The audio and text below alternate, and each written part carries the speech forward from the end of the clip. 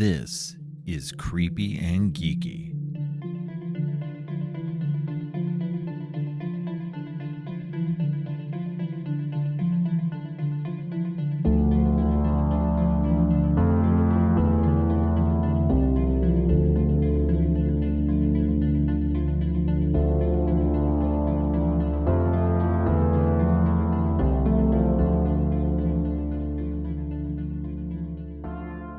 Hi, and welcome to Creepy and Geeky.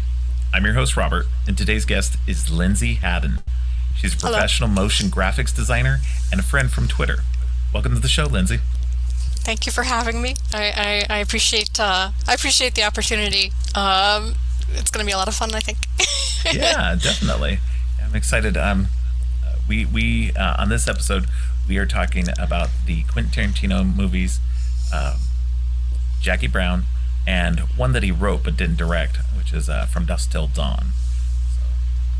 So, it's an actually odd combination, but go ahead. No, well, I was going to say it's actually really interesting that we're taking a look at that one he wrote but didn't direct, and then the other one he didn't write but directed. Exactly. Yeah. I thought it was a nice. I thought it was a nice little a tweak on both of those as well. So let's go ahead and start with. From Dusk Till Dawn. That came out. That came out in 1996, a year before Jackie Brown did. And as we mentioned, he wrote this one but didn't direct it. His friend Robert Rodriguez directed it, and he co-stars in this one as one of the Gecko brothers. Yes, along with George Clooney. Richie. Yeah, yes. And he plays. One of the I love Tarantino. He's a cool dude, but the character of Richie Gecko is just such a creep. It's great. Oh, he's disgusting. He really is. Oh man, it's so vile. It's like the whole time you're just you're skeezed out by him. And you're like, this is a character you wanted to play? This does not make you look good as a person, man. But luckily, regular people can take it as actual acting. So, and he does a good job with it. People, he really does. People kind of shit on his acting, but he's actually really good. So, I've always thought of him as kind of subtle, in the right way, if that makes sense. But, yeah, this one's a really fun movie because we get it. It starts out as a crime drama, which is what we're used to with Quentin Tarantino stuff at this point. Because up till this point, he'd directed Reservoir Dogs and Pulp Fiction, and had written two other movies that had come out, which were True Romance and Natural Born Killers, all revolving around crime. So if you don't know anything about this movie going into it, you're just you're set up for a crime drama going on. Two guys on the run from a an escape attempt. No, a bank robbery also. I was going to say the one breaks the other out of prison or jail or something like that, and then they hold up a bank and they're trying to get to Mexico. Right, and they're killing a bunch of people along the way, and then when they get to Mexico, about halfway through the movie, it turns on a dime and becomes takes a hard left turn. Which is great. It's when you watch this movie, if you don't know anything about it, even if you do know stuff about it, it's a great movie because it's really two different movies mashed into one. Well, it's so funny because the very first, because I was relatively young when this came out, in cinema. When this came out, my folks went to go see it, and they were under the impression when they went to go see it that that's exactly what it was going to be. It was just a crime drama. And then I remember very very specific. I've got specific memories of my mother just coming back disgusted. Because it's a gory. The second half is very gory. Very gory, yeah. Yeah, it's great. No, it's so good. I mean, the whole movie is it's just, even the crime stuff up front is really good. You're just not. It's George Clooney is early in his super fame. He's been working for a while, but by the time he makes From Dusk Till Dawn, he'd been on ER for 2 years, which is what really catapulted him to fame. And he'd done some other kind of corny horror films just prior to Yeah. that, hadn't he? Right? Just Killer He did Tomatoes, I think, was one of them. Return of the Killer Tomatoes or something Yep. like that. Yeah. Yep. Yeah, and he'd been on sitcoms mostly up until that point. He's Yeah. actually what's funny about him being on the TV show ER is there's actually an earlier sitcom called ER, but in that one it's stylized as E/R, and he plays a role in that one too. He plays a doctor in that. So it's funny that wow. later on he turns around and becomes a doctor on another show called ER. He's And this time a that's drama. his alternate universe version of. Exactly. That's wild, yeah. man. Yeah, so he'd done a whole bunch of weird stuff up till that point, mostly doing roles in sitcoms and stuff, and then he hit ER, and that was finally the thing that broke him out. And then this was one of his earliest big movie roles after that, and Yeah. it's definitely he doesn't seem to take these kind of like funky roles anymore. Yeah. As he's gotten older and he's gotten more safe about what he does. Not that what he's doing is bad or anything, but because he's done lots of good stuff, but he doesn't do this stuff. Yeah. I feel like the weirdest maybe that he's done, and I feel like this is still kind of old comparatively, is The Men Who Stare at Goats. I remember that one being kind of weird, but yeah, nowhere near as weird as From Dusk Till Dawn. Yeah. So yeah, it's so let's see. So and I think by this point, so Robert Rodriguez had Desperado come out the year before. I think Desperado comes out in '95. Yeah, I think you're right. Yeah. And so he's coming off a high of Desperado. Tarantino's coming off the high of Pulp Fiction, and so they're coming off two really good successful movies, and they collaborate to make this crazy nutball movie. And what's interesting about this one too, though, is it's not Quentin Tarantino writes the script, but it says in the credits it's a story by it's Robert Kurtzberg. It's one of the guys from K&B Effects. Oh, really? Yeah, because they did the effects work for it. Robert that's Kurtzman. great, yeah. Sorry, Robert Kurtzman, who has he's the one who came up with the story, but Tarantino wrote the script. So it's interesting in that way too, that this seems to be a truly collaborative movie between Tarantino, Kurtzman, and Rodriguez. Yeah. And it's just the right balance of what is in my mind horror elements. They kind of like come together and kind of balance it out really well. Because it could have been something like this. I feel like with that many quote unquote cooks in the kitchen, right, could have been a disaster.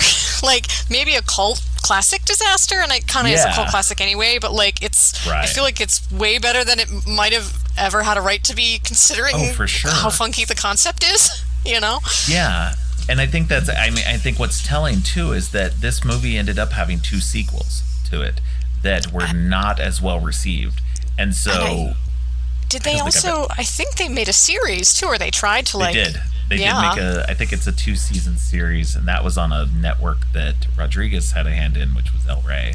Oh, nice. Okay. But, yeah, so he had his own whole network going on and had a series on there.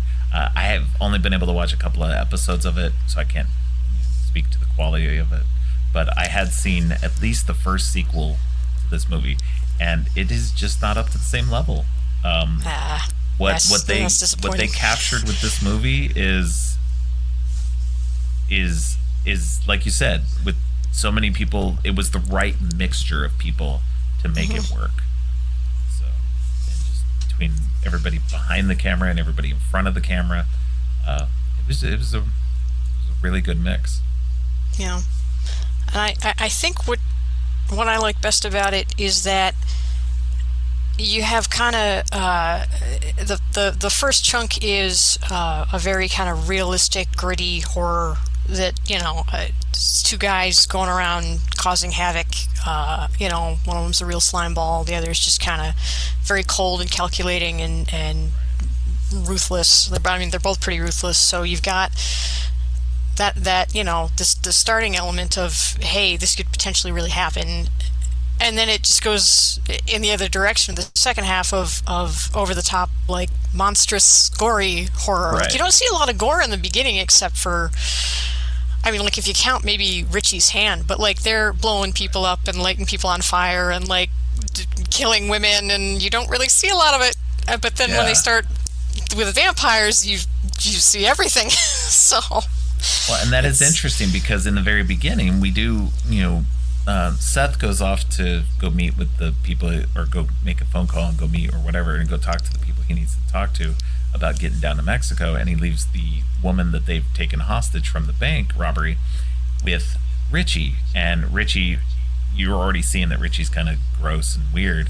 Yeah. And when he gets back, she's been killed by Richie, but they only do little flashes of the gore in the bedroom, and you're just supposed to react off of George Clooney's face, right, in his reaction. And so it's very telling that they hold back from that gore, but then go full on into it once you get to the in the vampire world. Vampires. We get we're seeing people's heads get pulled off, and people getting clocked with limbs and stuff, and it's great.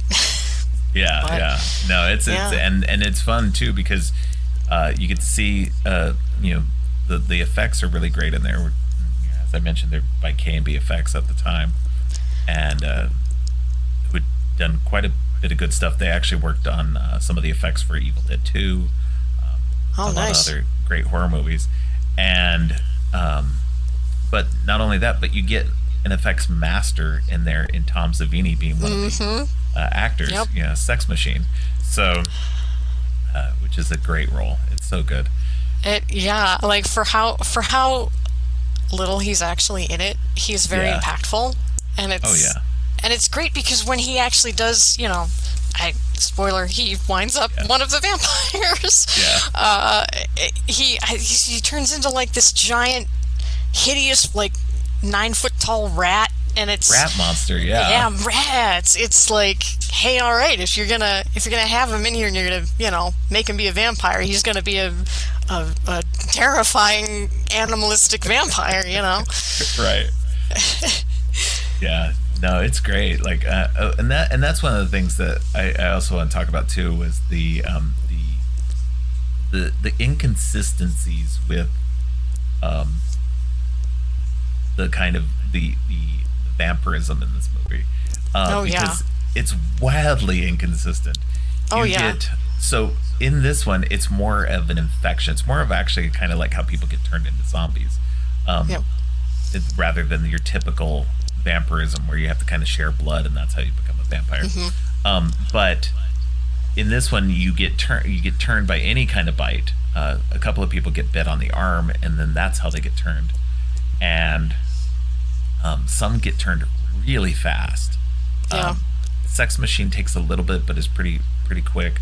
But Harvey Keitel lasts a couple of scenes. Harvey Keitel lasts a good long while. And that's where I was coming into it too, because he was talking, like, they get back into the back room, and he's like, okay, well, I've got under an hour before I turn. I'm like, you should be turning right now. Like, everybody else turned really fast. Like, what's making you so good that you're not going to turn your faith in God? Like, is that like, so it was interesting to see that, like, that weird, like, inconsistency with the lore. They're just kind of making stuff up on the go. Well, it was nice to sort of see not a fully original take on vampirism, but something that was like very organic feeling, in that you know, you had these different like takes on the creatures that a vampire could become, right? You had the rat, or Right. you had Selma Hayek kind of like taking on sort of a reptilian, Almost like a snake-like reptilian. look. Yeah. Yeah, and I love the fact that they don't bleed red, they bleed green. You know, Green. it's Yeah. so yeah, so just like gross, and I think they even make a point of like explaining like, oh, these their bodies are like really like easy to like pierce and stuff. They're like paper thin or whatever. Yeah. Yeah. You know, it's but Yeah. It's yeah, funny too. Um, I do know. yeah. Go ahead. Oh, go ahead. No, go ahead. Well, I was gonna say I do have one. In you know I watched the film and then I just like a smidgen of research just so I could be Yeah. an okay, like, an acceptable guest. But I found out that Salma Hayek, who's this was kind of like a breakout role for her. Yes. You know, in that it definitely sort of cemented her as like a bona fide sex symbol.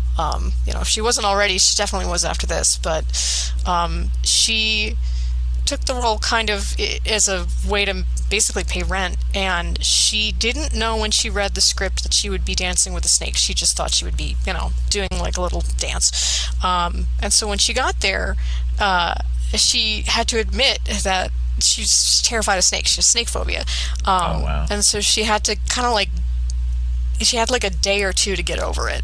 And I guess she did that by doing as much research as she could on snakes, Right. to kind of like, hey, they're not monsters, they're just animals. They've got like, you know, people have worshipped snakes throughout time and so on and so forth. So I just thought that was really neat to sort of learn that she was able to kind of conquer her fear, especially when she's playing a character that is itself sort of, you know, so frightening. Right. You Yeah. know, so That's funny. Yeah, I hadn't heard that. Yeah, I know. I think, you know, this would have been her, I believe, second collaboration with Robert Rodriguez at the time because they previously done Desperado together. yep. Yeah, this was so Which, real early on for her. That's kind of the other thing about the first half of the film. I feel like it could maybe almost be in universe, right? That's kind of what everybody does nowadays. Yeah. They sort of, you know, in universe with a movie like that, with like Desperado or like Perdita Durango. Like it's that same sort of like gritty but kind of off the wall neo-western crime Right. thriller. Yeah, definitely. Yeah, it's yeah, the first one. I mean, other than the very opening scene where the Benny's world of liquor or whatever explodes, Yeah. like explodes way too much, but it's hilarious. But I mean, beyond that, the whole first part of the movie doesn't seem to be over the top at all. You're going for a more gritty, more normal feel of a movie. Yeah. And whereas in that second half, it just goes completely off the rails, wild Yeah. and crazy. And And it's go ahead. well, I was gonna say it's very kind of enthralling just from like an audience perspective, because obviously the whole first half of this movie sets up these two guys as being very frightening and very dangerous, and then suddenly you get to see them put in a position where the tables have turned, right? Like suddenly Yeah. they're facing things that are even more evil and dangerous than they are, you know, and very otherworldly, and reality has kind of been, I think Seth even says a couple of times, like, I don't believe in vampires, but clearly we're fighting vampires right now. Yeah, yeah. So he reacts. I don't He believe in reacts. vampires, everybody- but I believe in what I see. Yep. Yeah, it's funny too. And going back to what you were saying about like the difference in the vampires and like that some of the interesting stuff about it. I always find it funny too when I watch this. And you're watching the band in the beginning. Yep. They're just playing. They just seem like a normal band. But once everybody shifts and they're all vampires, the band is all vampires. But now all their instruments are body parts. Yeah. And it just that cracks me up that like suddenly they're just play like there's a guitar that's like made of a human torso. Yep. And It's great. and that's what's great about it too is the effects. I mean, they went into such weird detail like we're like, okay, we're gonna make the band still play music, but they're gonna be playing body part instruments now. So that cracked me up. I remember watching this probably when it came out. I'm pretty sure I did. I remember getting the script for it. There was a Oh wow. store where I lived at in back when I lived in Albuquerque, New Mexico at the time, and they sold posters and scripts and little movie kits and stuff like that. That's awesome. Yeah, and so I think I had the script before the movie even came out, and the script was somewhat different. It wasn't. I mean, it doesn't deviate wildly from what I can remember, but there were some things different. Unfortunately, my memory is trash, so I can't remember it. But I do remember having the script for a little while before the movie got made. Interesting. That would definitely be something to be able to read and compare and kind of figure out. Yeah, 'Cause I have to wish I imagine. still had it. I've got to imagine that in the script it probably wasn't it didn't get real specific about, hey, this vampire looks like this, or hey, Yeah. like you said, those little details.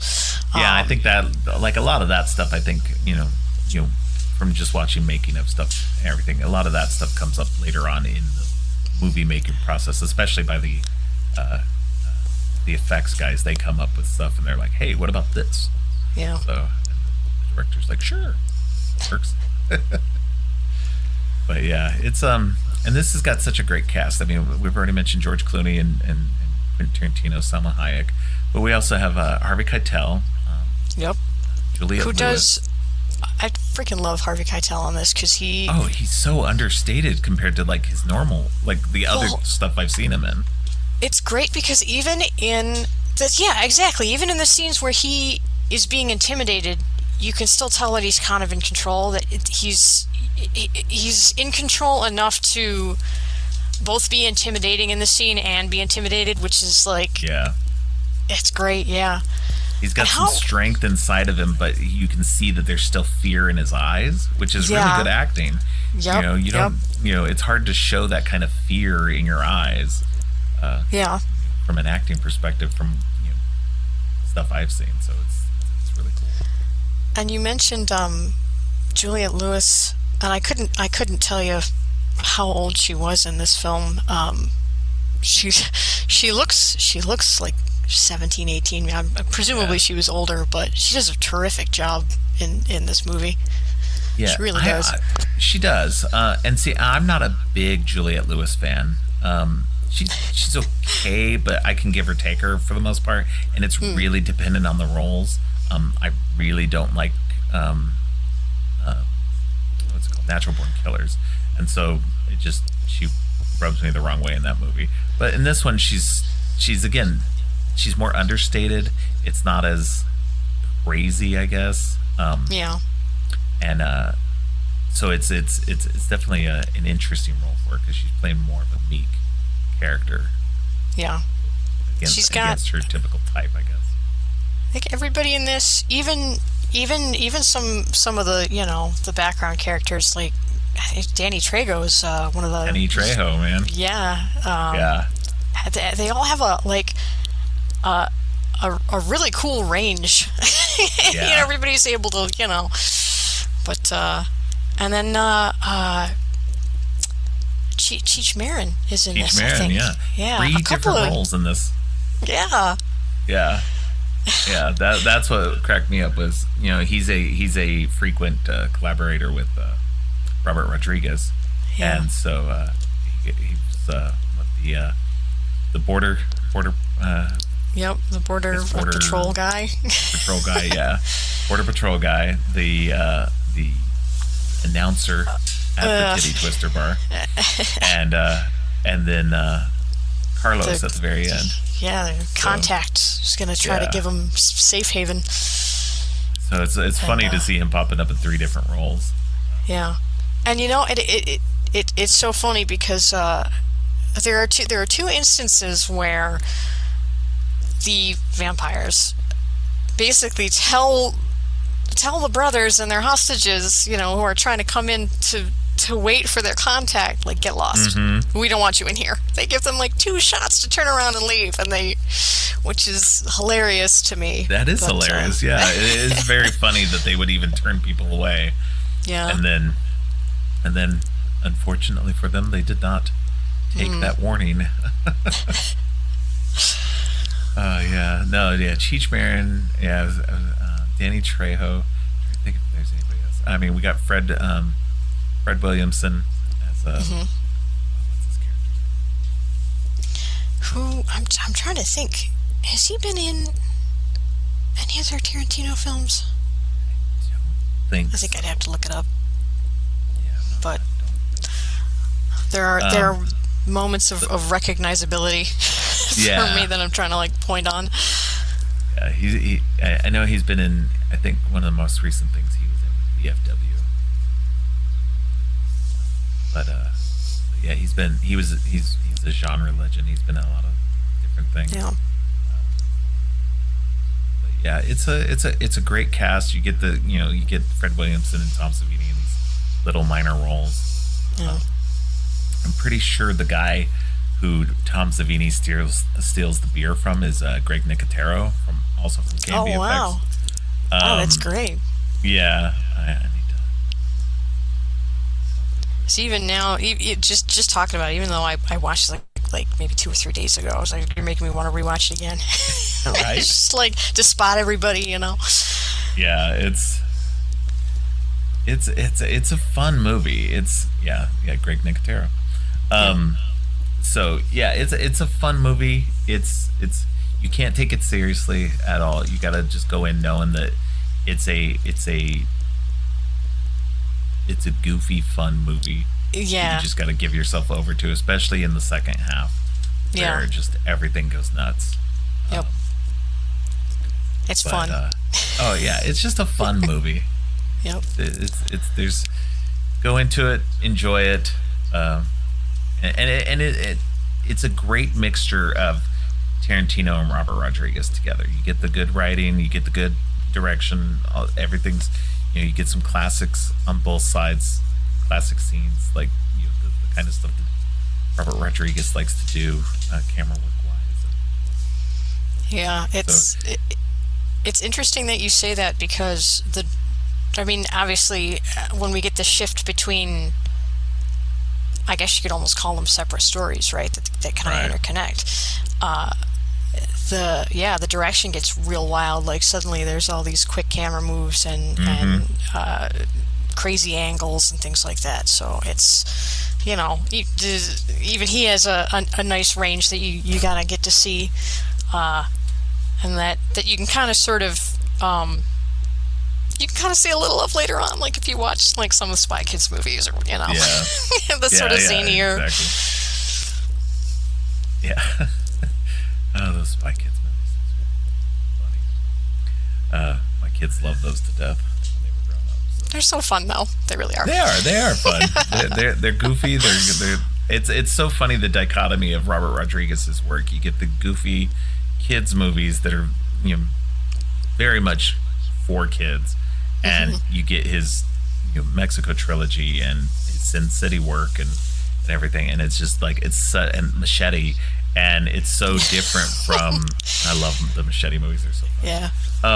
But they're so different from each other, and that's what's great about some directors, that they can straddle those lines very well. Yeah. Look like they're still enjoying all of the work they do on all of it. So it's, I would almost say that even if you're to go into this movie and not really like it, at the very least you have a good jumping off point for his films, and then also Tarantino's projects. Like you can it'll make you want to, like, okay, all right, what else have these people done that maybe isn't quite as bizarre? Well, and this is also a good way to that leads into their work on Grindhouse. Yeah. So they did From Dusk Till Dawn, which is very kind of grindhousey movie as well. You get the crime thriller kind of stuff in the beginning, and you get the vampire stuff. It's like two movies combined in one, and that's kind of what they did with Grindhouse later on. And they just expanded it into two full-length movies later. So I do think that From Dusk Till Dawn, in a way, is a nice experiment for them to get to that Grindhouse later. Yeah.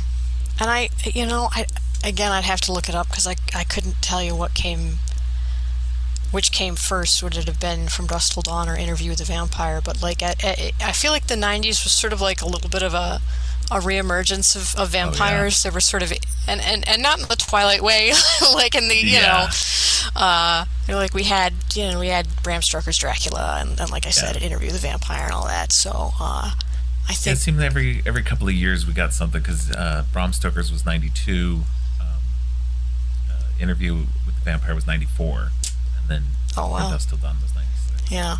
So it was sort of like... I'm sure there were other vampire movies in between, but those were like some of the big ones. Yeah.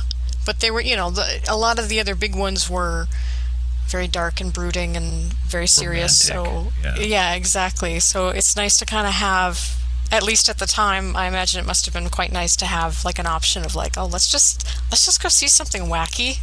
Yeah. Let's just go see something fun. Vampires tearing people apart. And I think at one point, one of the like when they're discussing like, okay, what do we know from movies about vampires? Yes. I think like Peter Cushing gets mentioned. Like, oh yeah, he's always like putting two sticks together, and that's how you can like ward them off. Yeah, that's funny. Yeah, no, so it's good that they recognize, and that's one of the things too. Is like it always weirds me out when I watch a movie, and they don't know what a creature is. Like they're like, well, what is like what is a vampire? Like nobody knows what a vampire is. Like there's never been vampires in pop culture. Or it happens more in zombie things, I've noticed. Yeah. Like they people don't know what a zombie is. They don't know how to kill zombies or whatever. And like only one guy. Well, it's really funny that you're talking about zombie films and like that happening, because like it just made me think of there's like a specific scene in Shaun of the Dead where he goes to call them. He actually says like zombies, and he gets like smacked in the head or something. Don't use the Z word. Yeah, that's great. I love when like people can actually reference things and what they are, and it's a lot better. Like stuff like Fright Night or there you go. Boys. Those actually they know what vampires are. They know how to kill them. You know? And I like when they subvert those tropes too, where if you know how to kill them, but maybe the lore isn't quite correct, so that something doesn't actually hurt them. I like that a little bit more, where the lore is just kind of wrong, but people still know what a damn vampire is. And so it was like, even with this one, they was like, well, what do we know about vampires? Like, does anyone know anything that's not just from a movie? So has anybody actually read a book on You mean like a Time Life book? Or? There's some really memorable lines in that movie. Oh yeah. No, it's a great movie. It's so fun, and just and great performances. Like we said, like George Clooney, I think knocks it out of the park really well. He's at that time he's playing kind of like a good guy, sort of. I mean, his character on ER was kind of complicated, but not super complicated. But this is just a reprehensible guy. He's got some good qualities, but he's still a bad guy. He still kills people. He still robs banks. He's still protecting his sleazeball brother. He's very clever. He's very adaptable. Yes. He's able to improvise like on a dime, which is cool to see, in that sort of professional thief kind of way, just as a character. But it's also really nice to pair, like you said, with with his brother, who is very impulsive, and you know, Right. just never quite know what he's gonna. He's kind of unpredictable. Exactly. Um, did you have anything else you wanted to mention about that? Um, oh well, yeah, I would say that you know, even if you're not a vampire fan, you know, or even a you know a big fan of Tarantino or Rodriguez, I would say it's probably fun, you know, it's a good idea to at least watch From Dusk Till Dawn once to say, you know, Yeah, not just to say, oh, I've seen it, but just sort of get an idea of how you can blend genres, how you can kind of play around with an audience, you know, an audience's perception of a specific genre, how you can kind of like um, reinvent it, or how much to reinvent it. So it's exactly. definitely a good example of all that. 100%, I agree. Yeah, it's like like we've said, it's a fun movie.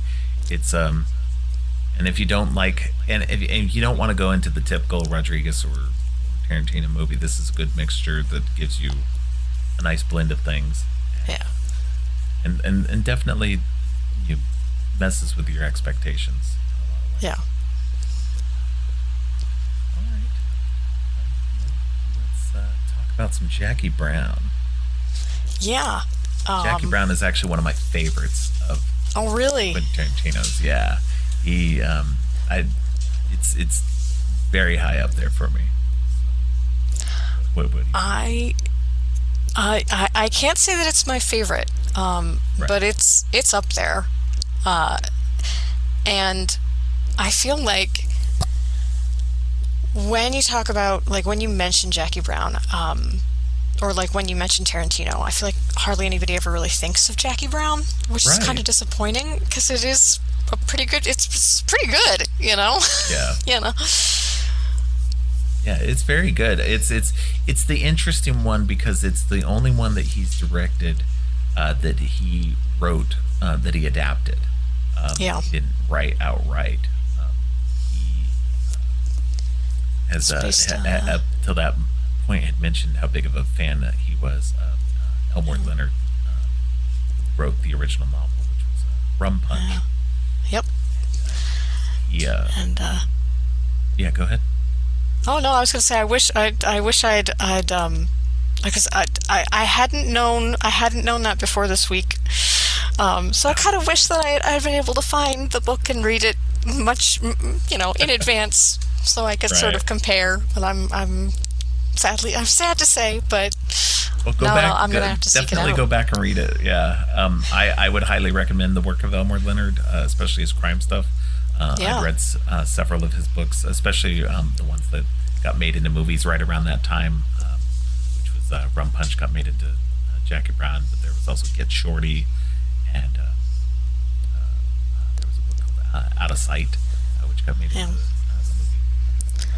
So there's a lot of Elmore Leonard became like really his book got a big bump up around that time, and that's when yeah, I became a fan of his stuff. I mentioned on another episode that I like books and movies where the author or the director has a um, creates a universe with their characters and stuff, and that's what Quentin Tarantino does. He creates these, the characters will, be in one movie and somebody related to them or whatever, they'll be mentioned in another movie. So like most of his movies are connected in some way, shape, or form. And yep, Elmore Leonard does very similar with characters in his books, and so characters that were in an earlier book may show up again in another book, or they may just be a side character or whatever.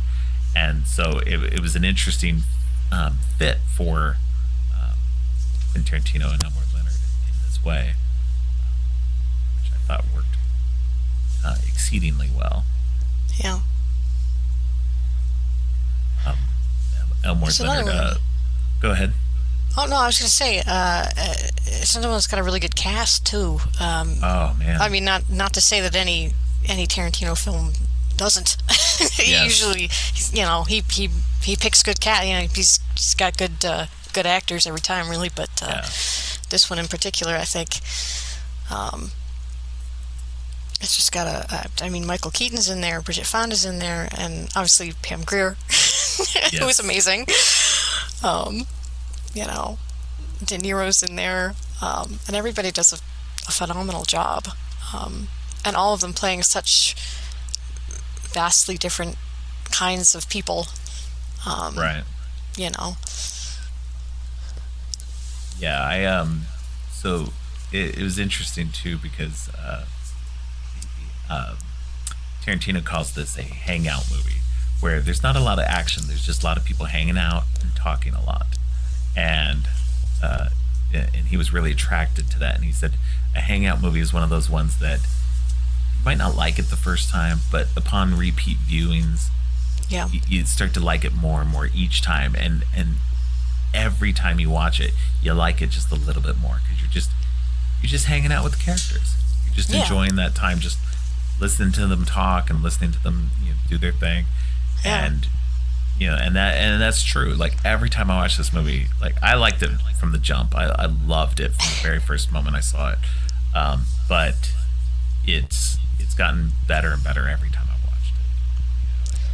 That's Definitely made me want to go back and look for more Pam Grier's work that influenced it, and Sam Jackson is just awesome as always. Yep. So phenomenal. Robert Forster, I didn't know much about him before this came out, but he's great in this.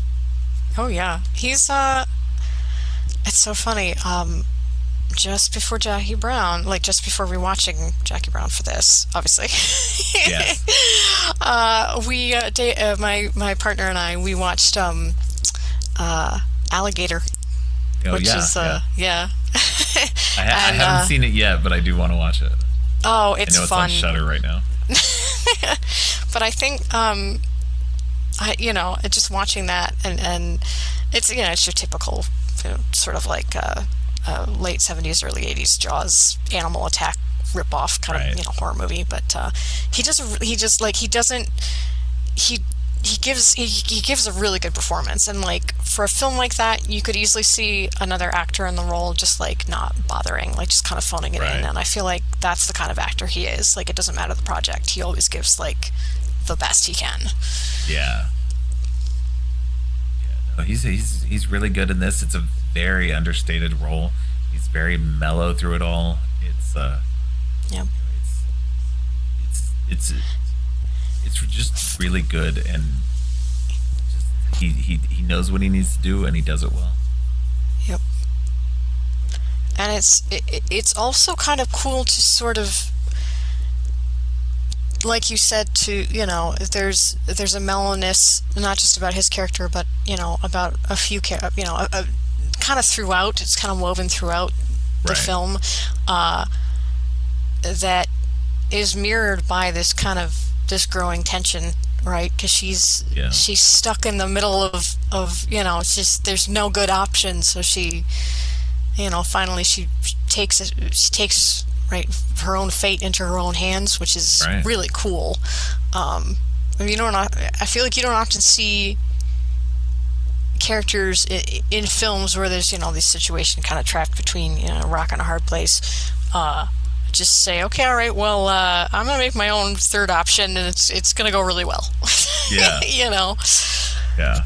No, and that's the fun thing too. And I will say the book, as far as I remember, because it's been years since I read the book, but the book he follows the book very well. It's he was afraid that but he did make some differences in it. In the book, Jackie Brown's name is Jackie Burke, and she's a white woman.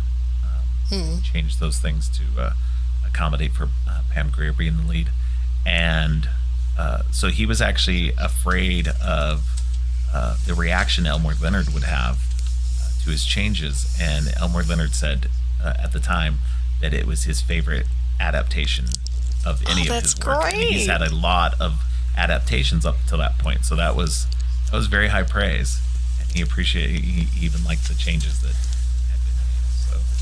So That's great, and Yeah. it's actually really funny that that up, like the change the race of Yes. the main character, the title character, right? Because I feel like that's something that is it's kind of like a touchy subject nowadays. Yeah. So it's good to hear that, the creator of the story itself was like, hey, absolutely, go for it, Yeah. Yeah. 100%. Yeah. No, I like that. He appreciated it and enjoyed the script. I can't, I don't think I can imagine anybody but Pam Grier playing Right. this part, like the role. She's just so good in it. As it. Yeah. Yeah. It's so funny too, because if you go back and look at her work in the early to mid 70s, her exploitation work, she was very strong, like very much the black female hero character in Coffee and Foxy Brown. And seeing her in this isn't the same thing. This isn't her gunning for anybody, getting revenge or anything else. This is just her seizing an opportunity. And again, it's very, this movie is very pulled back. It's funny to watch this one after watching From Dusk Till Dawn, because From Dusk Till Dawn is so wild and crazy in both segments, but especially in the latter segment. And this one, even when there's some action, it's still very understated. It's very pulled back, just very chill. Oh yeah. Yeah. And the runtime. Go ahead. Oh no, well, I was just gonna say, you say understated, and you can see it in the direction. And again, you don't really see a lot. I mean, like, what violence there is directed to an extent, like, scenes happen in the dark, shootings happen in the dark, or they, or off screen. Or right, exactly. When poor when poor Bridget Fonda gets blown away, you don't really, like, she's maybe taking up less than a third of the screen, and you just that's it. So, well, part of that was, and I read up on a little bit of that too, is that the reason why this one was not as, I guess, violent, was somewhat of a response to criticisms about Reservoir Dogs and Pulp Fiction being super violent. And so he reined it back in a way to show, look, I can make stuff that's still violent, but doesn't have to show that violence. Yeah. And, and show, and he was praised for a lot. Like, this movie, I don't think this movie did as well. I know it didn't do as well as Pulp Fiction did. And especially for being his follow-up to Pulp Fiction, a lot of people weren't expecting something like this, where it was more subdued. It was more mature. I have to imagine what fans he had garnered after Reservoir Dogs and Pulp Fiction probably went into it expecting the same level of intensity. But it's refreshing, actually. If you were to watch Reservoir Dogs and then Pulp Fiction, like if you were going to, I don't know, marathon all of his movies from start to finish, whatever, it would kind of be breath of fresh air to kind of get something that's a little slowed down and a little bit, the pacing of the film, I think, is just right. Right. Yeah. No. That's the thing too. Is like it's a great mix of characters. It's a good story, but the pacing and the structure of it just flows. Everything flows right into the other one. It's like he says, it's a hangout movie. You're just hanging out, listening to them talk, just going along for the ride, and just enjoying the moments. And it's a 2.5 hour long movie, so it's long, but it doesn't feel long because you're just sitting there enjoying it. And you're not having to, like, it's not super actiony or anything. There's nothing crazy going on in it. It's just cool, and that's what's fun about it for me is, like you said, coming off of Pulp Fiction and Reservoir Dogs, these very extremely violent movies that have a lot going on them. This is just cool and just calm and a nice refresher. And then especially because the next movie he makes is Kill Bill, So, Oh. which is, he goes back to that and even more like hyper realism in a way in those two Yeah. movies. So, Well, it's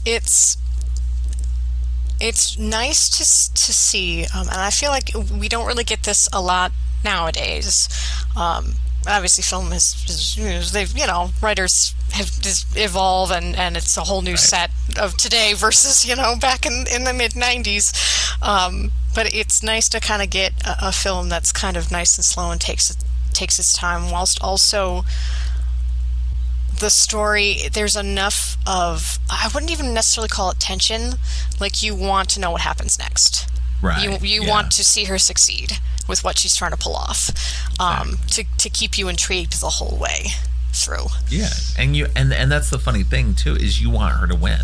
You want her to get away with this money because she's trying to steal money from Sam Jackson's character and out from underneath the nose of the cops. And Yep. so she's just trying to get what's good for her in this instance and get out from underneath all of that. Yeah. And you want her to get away with it. You want her to win because she is a likable character and she hasn't really done anything wrong. Sure, legally she has, but morally, she's just a courier. So it's just so you're just like, yeah, I want her to get away with it. I want her to win. Yeah, and it's because she's, at the point where we're introduced to her, you can kind of tell, like, she's had it rough. She's doing what she can to survive, and she's she's kind of done really well, all things considered, like, for where she is, but, like, she deserves more. She deserves better, and then these men put her in this really obnoxious situation. Yeah. And it's like, yeah, it's you wind up really rooting for her. And it's the heart of the movie. Yeah. I think it's funny too because everybody seems to be playing very under. Like I said, everybody except for Sam Jackson. Sam Jackson's always playing it up at a good level, which is great. I'm a big fan of his, and so whatever he does is generally cool with me.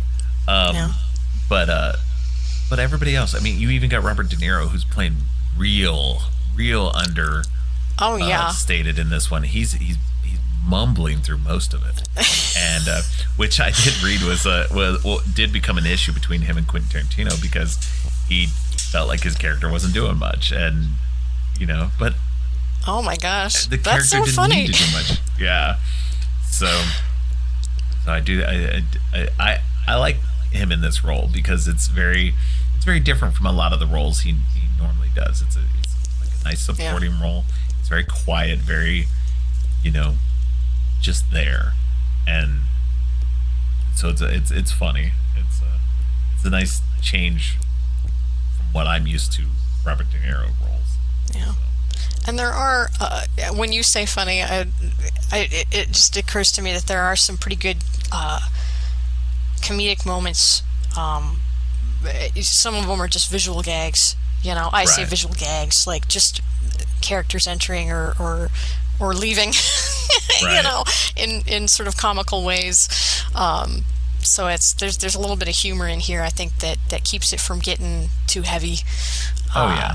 Which is, again, it's mellow. It's that mellowness, not too intense.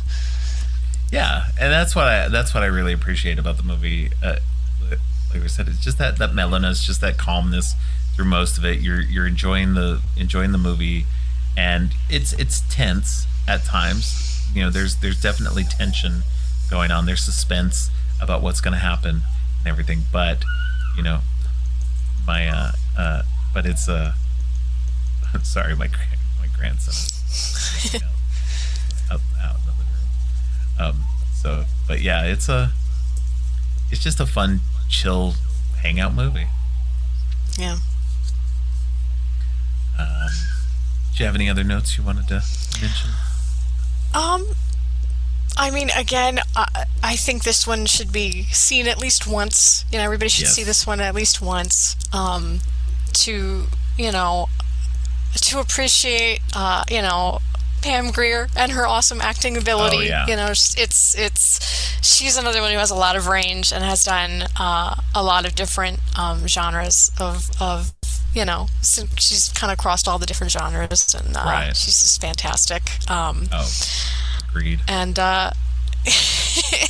yeah, and obviously, again, if you want, I feel like if you want to say, oh, I've watched all of Tarantino's films, I'm a huge Tarantino fan, then you have to watch Jackie Brown at least once.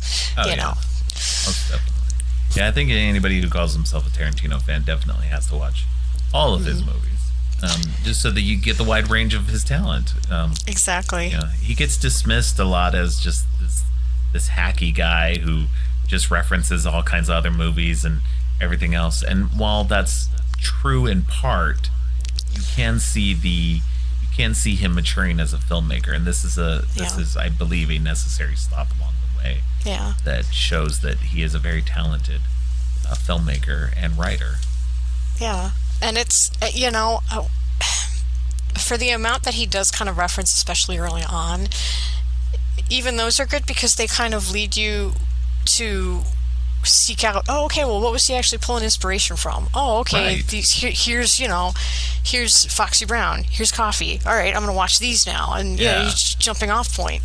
So, Well, and I think that's the funny thing about it too, because everybody complains about how referential he is, but the like almost all filmmakers are these days. They're all yeah, referencing some kind of shot or scene or something that they want to make their own. They want to do a variation on something that they enjoyed in a movie, and they all do it. exactly.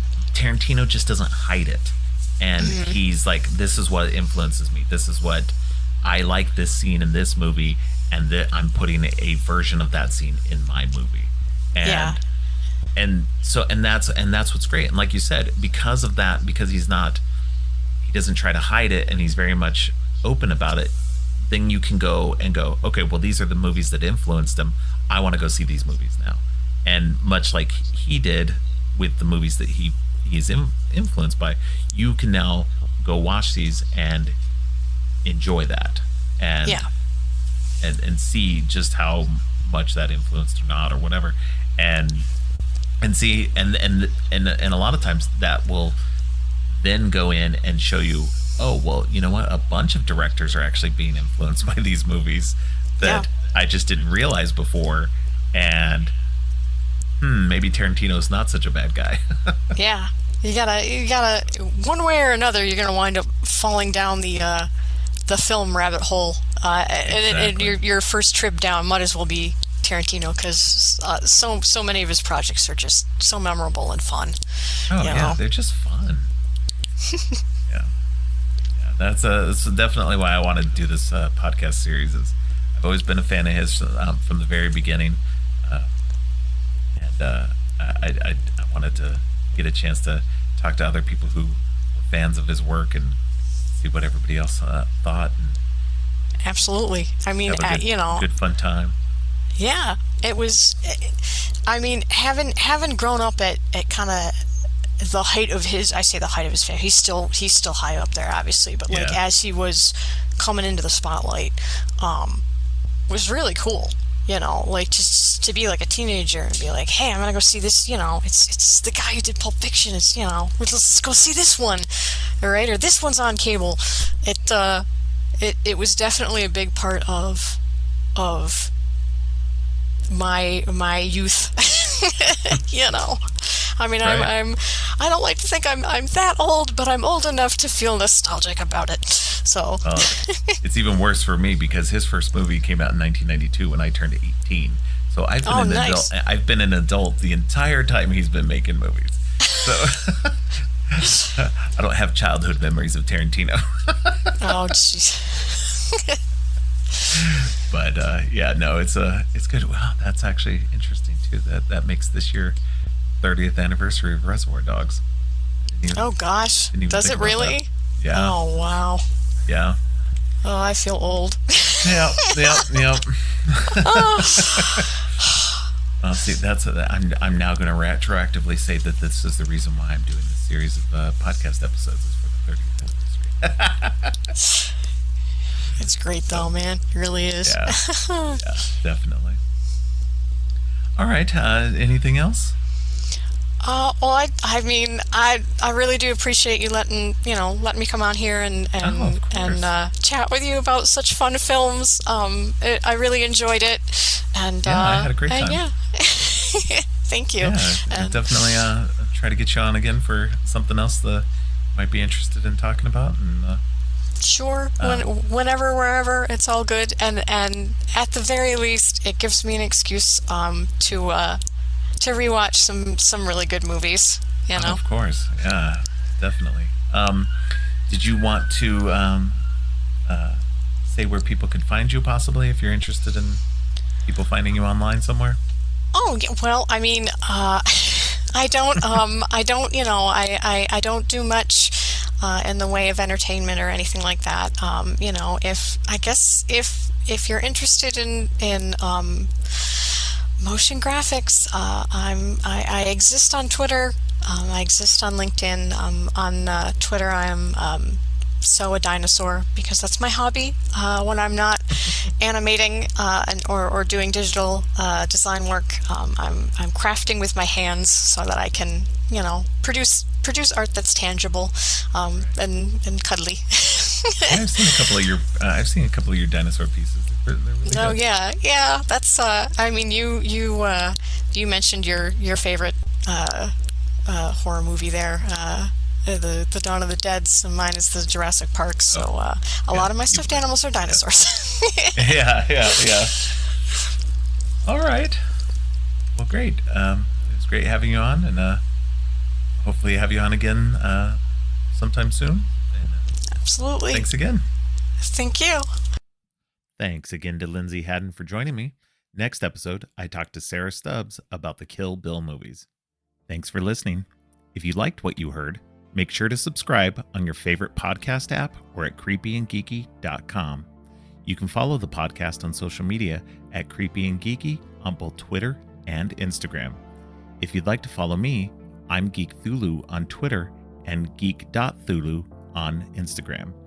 You can support the podcast by ordering teas and more from our TeePublic page.